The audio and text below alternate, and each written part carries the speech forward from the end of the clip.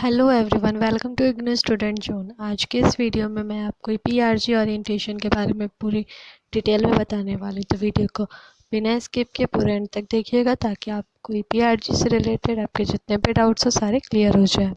अगर आप इस चैनल पर पहली बार आ रहे हैं तो इसे सब्सक्राइब कीजिए, साथ ही साथ बेल आइकन को प्रेस कीजिए ताकि मेरे आने वाले सारे वीडियोज़ के बारे में आपको जानकारी मिल सके। तो चलिए वीडियो स्टार्ट करते हैं।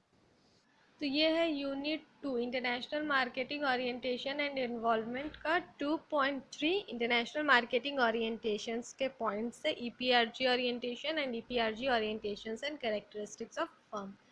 तो आइए चलिए इसके बारे में डिटेल में जानते हैं, इसके कैरेक्टरिस्टिक्स के बारे में जानते हैं और साथ ही साथ इसके क्या क्या स्ट्रैटेजीज है, क्या क्या प्लानिंग एंड प्रोसीजर्स है इनके, उसके बारे में मैं आपको डिटेल में बताती हूँ। तो सबसे पहले बात करते हैं इंटरनेशनल मार्केटिंग ओरिएंटेशंस के, तो वो है क्या।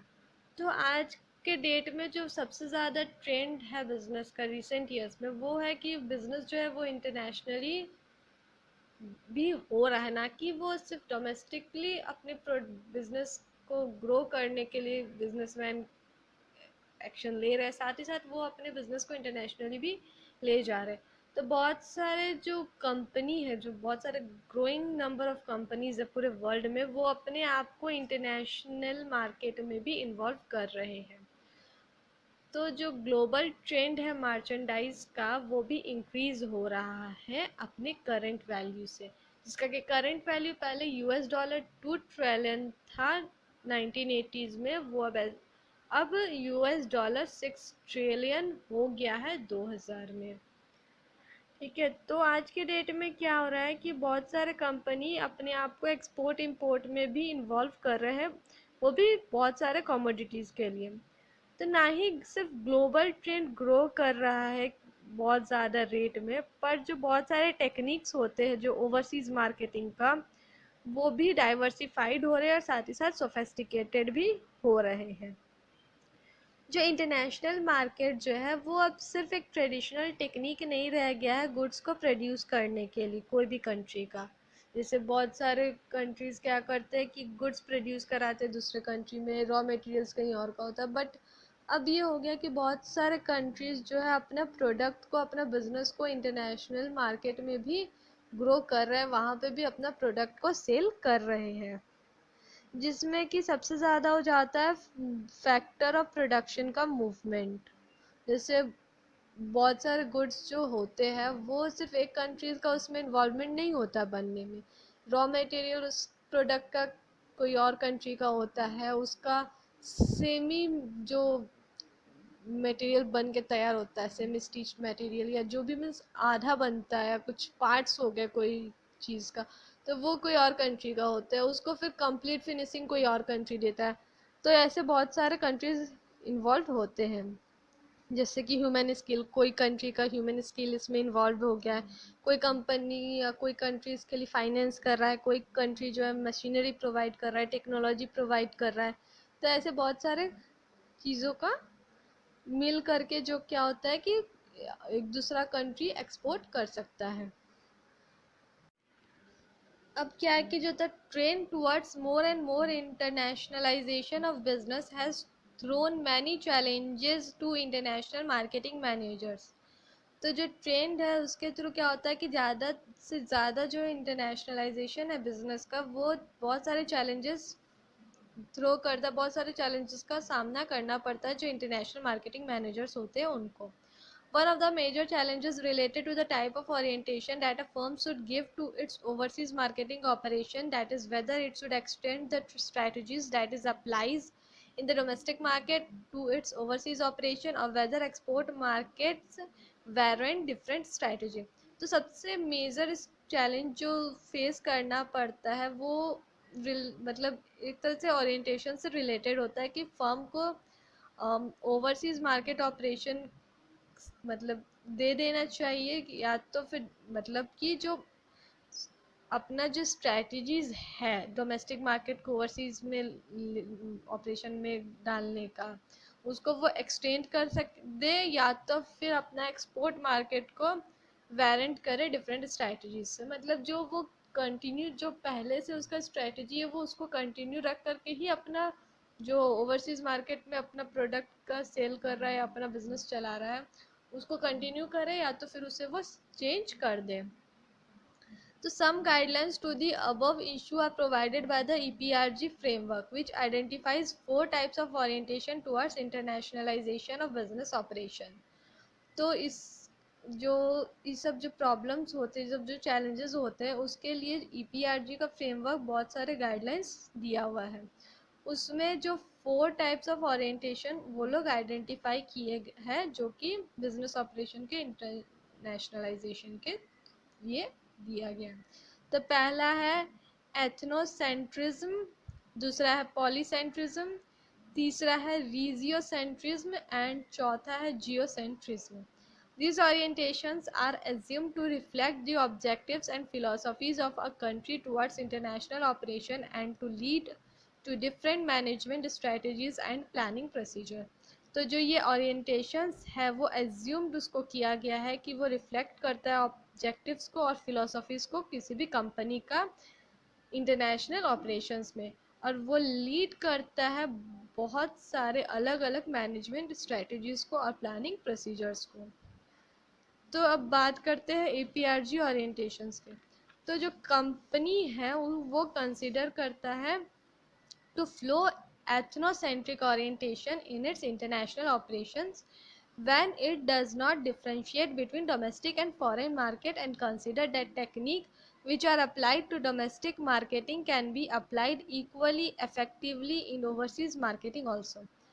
तो जब कंपनी कंसिडर करता है कि वो एथनोसेंट्रिक ओरिएंटेशन को फॉलो करेगा इंटरनेशनल ऑपरेशंस के लिए, तब क्या होता है, वो तभी मैं इस चीज़ को फॉलो कर सकता है जब वो डोमेस्टिक मार्केट और फॉरेन मार्केट में डिफरेंशिएट ना करे और उसका जो टेक्निक्स है उसको कंसिडर करे जो कि अप्लाई किया गया है डोमेस्टिक मार्केट में, और उसको इफ़ेक्टिवली ही ओवरसीज़ मार्केट में भी उस टेक्निक का यूज़ करें। मीन्स जो भी टेक्निक डोमेस्टिक मार्केट में यूज़ हो रहा है वही सेम टेक्निक को वो ओवरसीज़ मार्केटिंग में भी यूज़ करे। दोनों में टेक्निक में कोई भी तरह का डिफरेंस ना क्रिएट करे, ना कुछ उसको अलग अलग लेकर के कुछ सोचें।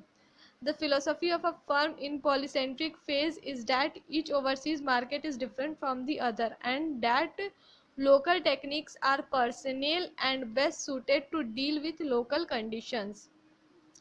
तो जो फिलोसफी ऑफ द फर्म जो है वो पॉलीसेंट्रिक फेज में तब आएगा जब वो सोचेगा कि ओवरसीज मार्केट जो है वो किसी भी अदर या लोकल टेक्निक्स, मतलब अदर जो भी कंट्रीज़ है मीन्स अलग अलग उसको लेकर के सोचे, डोमेस्टिक मार्केट को अलग लेके सोचे और फॉरेन मार्केट को अलग लेकर के सोचे, तब वो पॉलीसेंट्रिक फेज में आता है।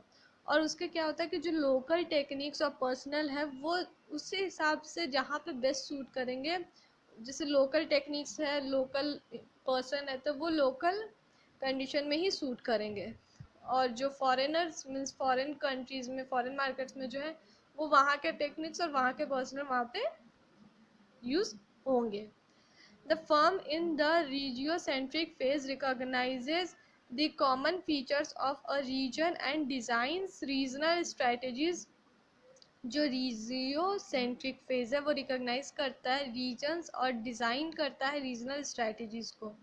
में जो रीजन का जो कॉमन फीचर्स होता है उसको रिकॉग्नाइज करता है, साथ ही साथ जो डिज़ाइन करता है वो रीजनल स्ट्रैटेजीज़ को। जबकि geocentric treats the world whole world as one market, जबकि जियोसेंट्रिज्म जो है वो पूरे वर्ल्ड को एक ही मार्केट की तरह लेता है। Each of the above mentioned orientation has the implication on the various areas of business।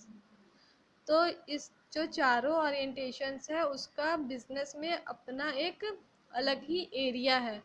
Let us examine the implication of each orientation on international marketing strategies। तो एक एक करके इसके बारे में, इसके implications के बारे में, सारे orientations के implications के बारे में पढ़ते हैं। And access the condition under which these orientations and associated strategies are likely to be adopted in international market।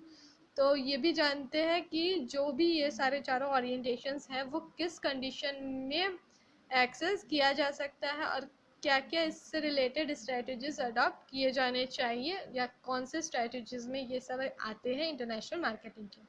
तो तो चलिए इसके बारे में डिटेल में एक एक करके बात करते हैं। तो electrocentric orientation.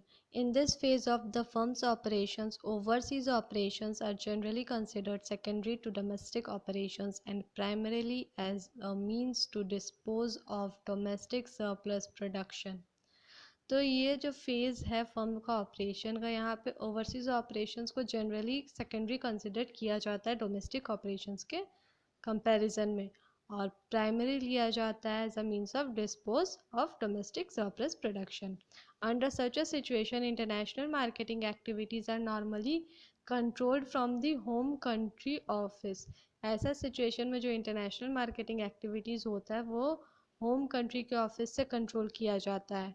And plans for overseas operations are developed in home office, और जितने भी प्लान्स है ओवरसीज़ ऑपरेशंस का उसको डेवलप किया जाता है होम ऑफिस में। Overseas marketing is normally looked after by an export department of the firm. तो जो ओवरसीज़ मार्केटिंग है वो मीन्स जो एक्सपोर्ट डिपार्टमेंट होता है फर्म का उसके द्वारा देखा जाता है। Marketing personal would be mostly home country nationals. जो मार्केटिंग का पर्सनल होता है वो ज़्यादातर होम कंट्री के नेशनल्स होते हैं। All policies and procedures developed for international marketing would be more or less identical to those applied in the domestic market. जितने भी पॉलिसी से प्रोसीजर डेवलप किए जाते हैं इंटरनेशनल मार्केटिंग के वो कम नहीं तो ज़्यादा आइडेंटिकल होते हैं, सेम होते हैं डोमेस्टिक मार्केट में जो अप्लाई किया जाता है उसके जैसे। And very little to overseas marketing research would be done, और बहुत ही कम ओवरसीज मार्केटिंग रिसर्च किया जाता है। There would hardly be any difference in the product price distributions and promotion strategies as between the domestic market and overseas market. तो overseas market और domestic market के बीच में प्रोडक्ट को प्राइस डिस्ट्रीब्यूशन प्रमोशन स्ट्रेटजी ये सब को लेकर के बहुत हार्डली ही कोई डिफरेंस होता है, मोस्टली ये सेम होते हैं। Such companies are known to rely heavily on export agents on their sales force is mostly hired and trained in their home country. तो ऐसा कंपनी में को इसलिए जाना जाता है कि वो जो है हेविली रिलाई करते हैं एक्सपोर्ट एजेंट्स से, और उनके जितने भी सेल्स फोर्स है वो ज़्यादातर हायर किए जाते हैं, ट्रेन किए जाते हैं उनके ही होम कंट्री में। अब सेकंड है polycentric orientation. Firms with this orientations are known to organize their international marketing activities on country to by country basis. तो जो फर्म्स है इस ओरिएंटेशन के मतलब जो भी फर्म्स इस ओरिएंटेशन को फॉलो कर के लिए है वो क्या करते हैं, मीन्स इस ओरिएंटेशन से बेसिकली ये होता है कि जो इंटरनेशनल मार्केटिंग होते हैं उसको ऑर्गेनाइज करने के लिए कंट्री बाय कंट्री बेसिस पे देखा जाता है। मीन्स जैसा जिस हिसाब से कंट्री मीन्स अलग अलग कंट्री के लिए अलग अलग एक्टिविटीज़ को ऑर्गेनाइज किया जाता है।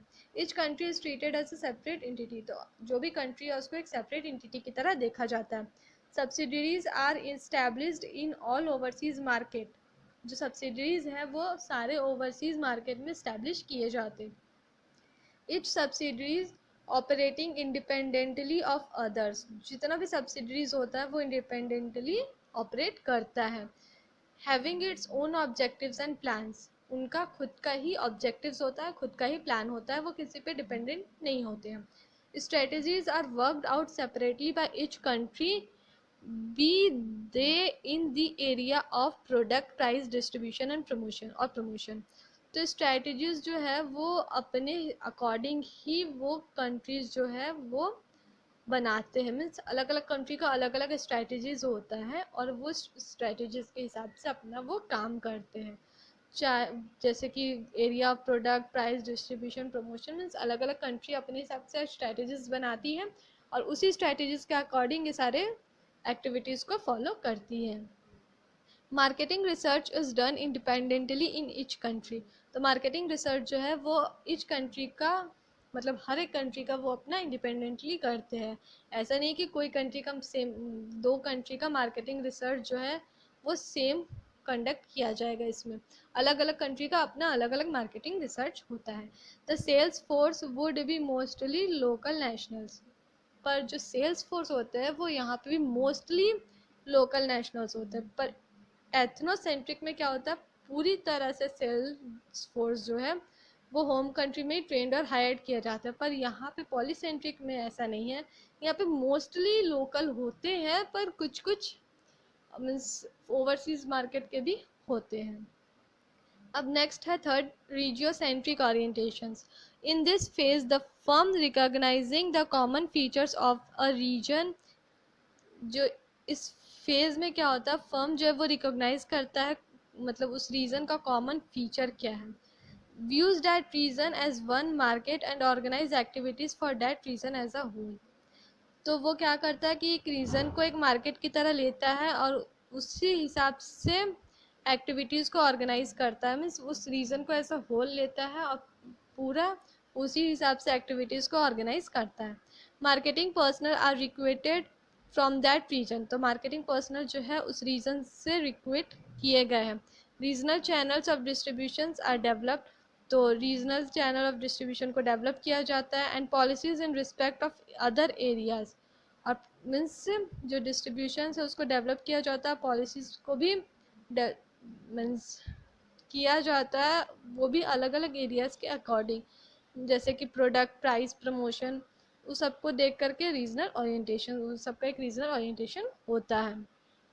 अब नेक्स्ट बात करते हैं जियोसेंट्रिक ओरिएंटेशन। तो ये लास्ट है, फोर्थ पॉइंट है। The basic philosophy of this orientation is that all human beings are alike. तो इसका बेसिक फिलोसफी इस ओरिएंटेशन का ये है कि जितने भी ह्यूमन बींग्स हैं सारे अलाइक होते हैं। The entire world is treated as one market. तो पूरे वर्ल्ड को एक मार्केट की तरह लिया जाता है। Standardized product lines are developed and pricing is established on a worldwide basis. तो स्टैंडर्डाइज प्रोडक्ट जो है वो डेवलप किया जाता है, प्राइसिंग जो है वो पूरे वर्ल्ड वाइड बेसिस पे को ध्यान में रखते हुए ही प्राइसिंग किया जाता है कोई भी प्रोडक्ट का। Global channels of distributions are established and promotional policies in develop to project a uniform image of the firm and its products. तो जो ग्लोबल चैनल ऑफ डिस्ट्रीब्यूशन होता है उसको इस्टेब्लिश किया जाता है, प्रमोशनल पॉलिसीज़ को डेवलप किया जाता है प्रोजेक्ट के लिए, मतलब वो ताकि वो प्रोजेक्ट कर सके एक यूनिफॉर्म इमेज को किसी भी फर्म या कोई भी प्रोडक्ट का। Marketing personnel are recruited from any country of the world. तो मार्केटिंग पर्सनल जो है उसको कंट्री के किसी भी कोने से रिक्रूट किया जाता है। अब है EPRG orientation characteristics and firm. तो इसके बारे में मैं आपको अपने अगले वीडियो में बताऊंगी। आई होप आपको आज का वीडियो अच्छा लगे और सारे पॉइंट समझ में आ गए होंगे। अगर कोई भी डाउट हो तो मुझे कमेंट करके ज़रूर बताएं और साथ ही साथ आपको वीडियो कैसा लगे उसके बारे में भी कमेंट करके ज़रूर बताएं। अगर आपको वीडियो अच्छा लगे तो इसे लाइक कीजिए, अपने फ्रेंड्स के साथ भी शेयर कीजिए। वीडियो को पूरा देखने के लिए थैंक यू।